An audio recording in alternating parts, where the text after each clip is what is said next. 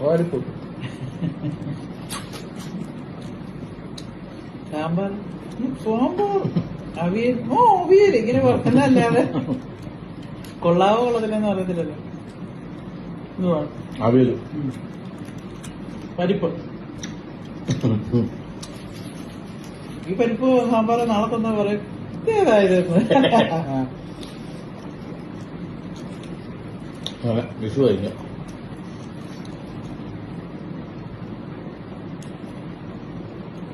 രണ്ടുപേര് മാത്രമേ വരുന്ന ഭക്ഷണം കഴിച്ചാൽ എന്തായിരിക്കും ഒരു സുഖം അല്ലേ?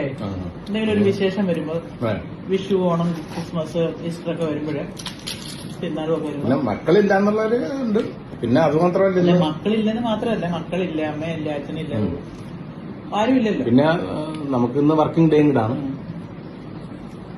അല്ലാത്ത ദിവസം ഇപ്പൊ ഫ്രണ്ട്സ് എല്ലാവരും കൂടെ നമുക്കൊരു വീക്കെൻഡ് കൂടുമെന്ന് വെച്ചോ, എന്നാലും മക്കളും അമ്മയും അച്ഛനും ഒക്കെ കൂടുന്നതിന്റെ ഒരു സുഖം അല്ലേ? ഇനിയിപ്പം കുടുംബങ്ങളെല്ലാം ഇങ്ങനെ ചെറുതായിക്കൊണ്ടിരിക്കുകയാണ്. ഇപ്പൊ എന്റെ അറിവിൽ തന്നെ കുറെ കൂട്ടുകാരെല്ലാം ഓൺലൈനിൽ വാങ്ങിച്ചത് ഫുഡെല്ലാം. എന്റെ ചോറും ചെറുതായിക്കൊണ്ടിരിക്കുക. എന്റെ ഫ്രണ്ട്സൊക്കെ ഓൺലൈനിൽ വിഷു സദ്യ വാങ്ങിക്കുക ചെയ്ത്. അപ്പൊ അന്നേരം അവർക്ക് ഒട്ടും ഇതില്ല, ഒരു അറ്റാച്ച്മെന്റ് വരുന്നില്ല ഫംഗ്ഷനോട്. നമ്മളിപ്പോ തന്നെ കുക്ക് ചെയ്ത് ഇതെല്ലാം വെക്കും, ഉണ്ടാക്കി അത് കഴിക്കുമ്പോൾ അത്രയും ഒരു അറ്റാച്ച്മെന്റ് എങ്കിലും നമുക്ക് ആ ഒരു എന്താ ഒരു ഫംഗ്ഷനോട് നമുക്ക് തോന്നുന്നുണ്ട്.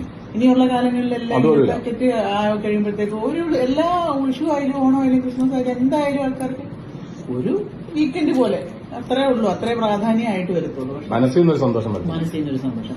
ഇതെല്ലാം തന്നെ ഇപ്പൊ ഞാൻ മാത്രമേ ഉള്ളൂ ഇവിടെ കുക്ക് ചെയ്യാൻ. നേരത്തെയാണെ നാട്ടിലൊക്കെയാണെ അമ്മയും അച്ഛനും എല്ലാവരും കുക്ക് ചെയ്യും, ബന്ധുക്കളും. അതൊരു ഉത്സവമായിരുന്നു ഇല്ലയോ?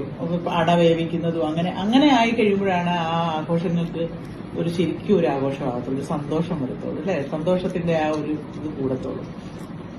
എനിവേ ഞങ്ങൾ രണ്ടുപേരും മാത്രമേ ഉള്ളൂ. ഉള്ള പോലെ ഞങ്ങൾക്ക് പറ്റുന്ന പോലെ ഞങ്ങൾ ആഘോഷിക്കുകയാണ്. ആഘോഷങ്ങൾ എപ്പോഴും ഞങ്ങളുടെ വീക്ക്നെസ് ആണ്. ഓക്കെ.